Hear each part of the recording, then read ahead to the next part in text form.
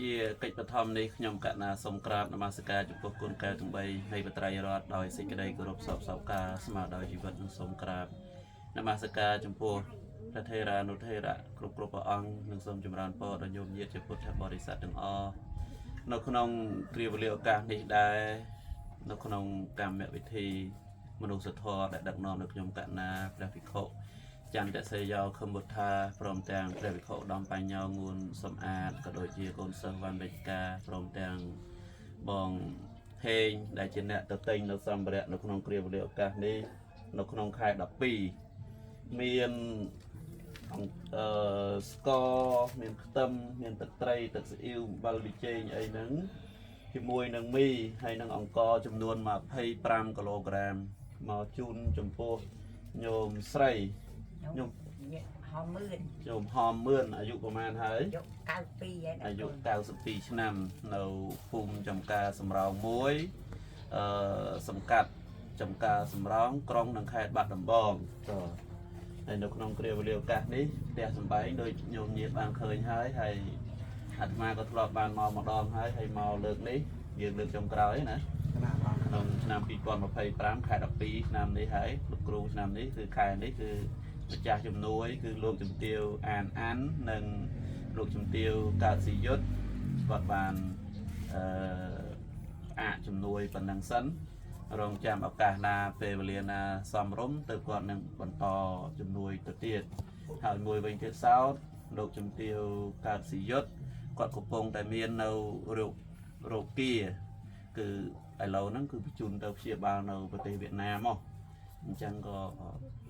ញោមញាតិពុទ្ធបរិស័ទលោកអ្នកសពរសជនទាំងអស់បានឃើញអីហ្នឹងក៏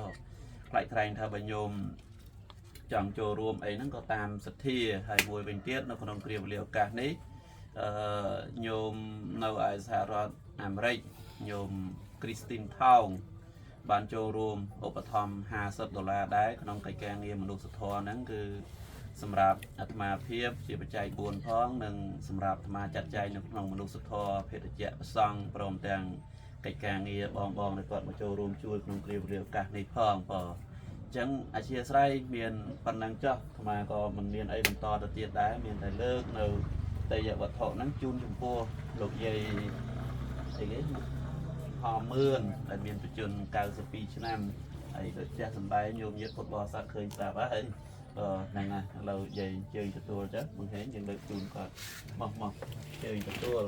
យាយលើកកមកលើកអង្គយាយលើកករួចអត់25គីឡូក្រាមហ្នឹងលើកមិនរួចទៅ92អែហ្នឹងណោះមកចឹងទទួលហ្នឹងណាសាធុហ្នឹងឥឡូវជូនពរជូនជ័យគេតិចណាទាំងកតាឲ្យបានទៅដល់គាត់ជួយដំណើរខ្ញុំឲ្យបានគាត់សុខសប្បាយញោមជំទាវអានហ្នឹងហើយញោមជំទាវកាត់ស៊ីយុទ្ធដែលខ្ញុំនឹងខ្ញុំសូមជូនបងជូនកសលគាត់នឹងឲ្យបានសេចក្តីសុខនឹងសេចក្តីហើយគាត់អាយុដល់ដាក់យ៉ាងវែងសាធុជួយថែអាសាគាត់ឲ្យបានអាយុវែងខ្ញុំនឹងព្រះអង្គសាធុណាអញ្ចឹងដាច់គុណអីទាំងអស់ហ្នឹងហើយជូនពរកុយហ្នឹងហើយបានកុយទៅជូតមកទៅនេះប្រភេទអ្នកអងដំណើរហ្នឹងហើយណូដាច់គុណដល់បានឃើញភ័ក្រលោកជូនពរលោកបានច្រើនមកជូនពរមកជុំវិញងុំឲ្យដាច់គុណមានអាយុច្រើនដូចកណ្ដាអត់ទេលើក92ហើយអូជូនពរលោកគ្រូសម្បាមកបង្ហាញយកអត់92អូឲ្យមិនស្រួលអអីឬក៏មិនហ្នឹងណាអមិនបានអដាច់អង្គហើយកថ្ងៃដាច់2 3ថ្ងៃហើយទិញ1គីឡូ2គីឡូកុយអើយវិជ្ជាការជួយមើលដាច់អង្គទៀតហើយយើងហើយខែក្រោយយើងដាច់ជំនួយឆ្នាំក្រោយខ្ញុំហេងគិតយ៉ាងម៉េចនេះយើងដាច់ជំនួយហើយបងញោមញាតិពុទ្ធបរិស័ទទាំងអស់គ្នាព្រះថេរានុថេរៈគ្រប់ព្រះអង្គជំទាវអាដាមអស់លោកស្រីនាងកញ្ញានៅក្នុងគ្រាវេលាឱកាសនេះដោយញោមញាតិពុទ្ធបរិស័ទបានឃើញស្រាប់ហើយគឺគាត់មានបច្ចុប្បន្នរហូតដល់92ឆ្នាំហើយគាត់ពោលទាំងទឹកភ្នែកពោលដើមកអាត្មាក៏នឹកឃើញនឹកសំណិតអាឡោះអាឡាយសំណោះគាត់ដែរពីទុកលំបាកមានអាយុ92ឆ្នាំទៅធ្វើអីទេញោម ទៅធ្វើសំណងក៏ទៅធ្វើបង្កើតរត់ទៅដុំវាអត់ជីណា ហ្នឹងហើយចឹងញោមញាតិពុទ្ធបរិស័ទទាំងអស់ដែលអាចចូលរួមជួយឧបត្ថម្ភតទៀតអីបានឬក៏ញោមណាជួយមួយឆ្នាំអីទៀតមកក៏បានដែរញោមមួយខែតែ 100000 ម្នាក់មកគ្រប់ហើយឬក៏ម្នាក់តែ 50000 បានតែ 5 នាក់មកអាត្មាអាចបន្តមនុស្សធម៌ទៅទៀតហើយណាញោមណាអញ្ចឹងអាត្មាសូមប្រម៉ែប្រមូលបុណ្យកុសលទាំងអស់ប្រគេនចំពោះបតនាគុណចាស់គ្រប់ព្រះអង្គចែកជូនដល់ញោមញាតិពុទ្ធបរិស័ទទាំងអស់គ្នាបុណ្យកុសលទាំងឡាយឯណាដែលខ្ញុំកណ្ណាអាត្មាភាពព្រមទាំងព្រះវិខុដំបញ្ញោងួនសម្អាតបានបំពេញហើយកូនសិស្សវណ្ណវិជ្ជការព្រមទាំងបងហេងបានបំពេញនៅក្នុងគ្រាវេលាឱកាសនេះហើយសូមផ្សព្វផ្សាយទៅដល់ញោមញាតិពុទ្ធបរិស័ទបតនាគុណចាស់គ្រប់ព្រះអង្គសូមជួបប្រសពទទួលយកនៅសេចក្តីល្អអំពីខ្ញុំកណ្ណាអាត្មាភាពយើងខ្ញុំទាំងអស់គ្នាសូមទទួលយកនៅចំណែកអ្នកផលកុសលផលបុណ្យ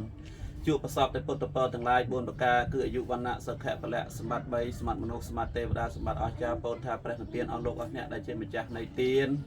មានញោមជំទាវអានព្រមទាំងញោមជំទាវកើតស៊ីយុទ្ធព្រមទាំងញោមគ្រីស្ទីនថងនៅឯសហរដ្ឋអាមេរិកញោមញាតិតាំងសេចក្តីប្រាថ្នាយ៉ាងណាសូមឲ្យបានសម្រេចដូចសេចក្តីប្រាថ្នាខ្ញុំប្រកាសណាព្រះភិក្ខុចន្ទៈសេយោខឹមបុទ្ធាព្រមទាំងព្រះវិខុដំបញ្ញោងួនសម្អាតកូនសិស្សវណ្ណវិជ្ជការព្រមទាំងបងអេងនៅក្នុងគ្រាវេលាឱកាសនេះសូមក្រាបនមស្ការលានិងចម្រើនពរលា